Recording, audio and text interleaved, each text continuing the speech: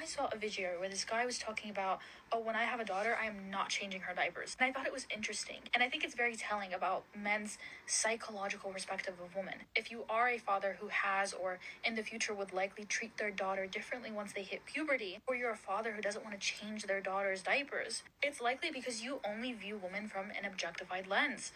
Any honest man will agree with me when I say this. The reason that man doesn't want to change the diapers of his daughter is because he is scared of forming a connection.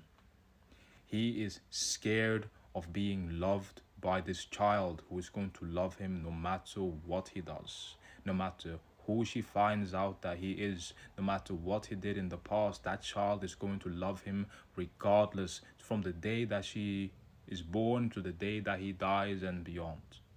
And that fact is scary for these men who have no idea what it means to be loved, have no idea what it means to be liked. And all of a sudden you tell them that there's going to be a being in this world that is going to love you more than anyone else.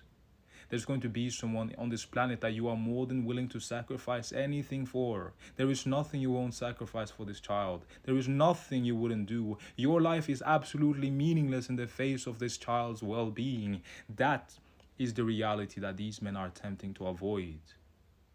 The reality of unconditional love from your daughter.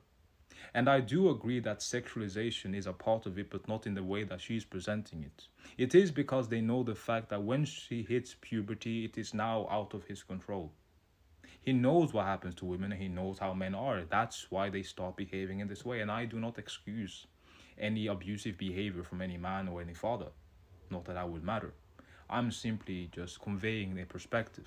Their entire lives have always viewed women as something sexual. Everything about their bodies is sexualized. It exists to serve men. There's not a case in which these men look at another woman and don't view her from some kind of sexualized framework. And then comes their daughter. They're now forced to love something that doesn't provide them with any sexual gratification.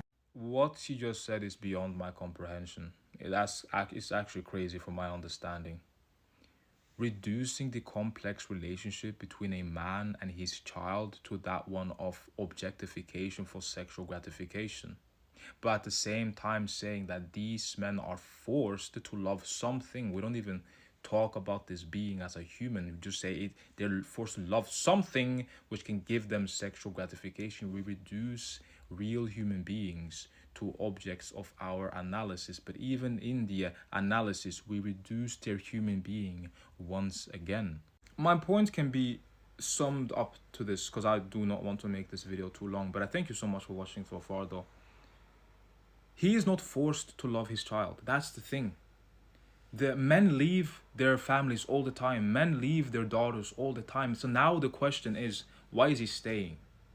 Are you going to tell me that he's staying because, oh shit, I know I can go objectify all of these women because, I live and die for objectification, but I'm gonna go objectify this baby. It's like, do we actually believe that that's the reason? Because he isn't forced, right? He is being given a gift. He's being given accountability. He's been given a true meaning to his existence.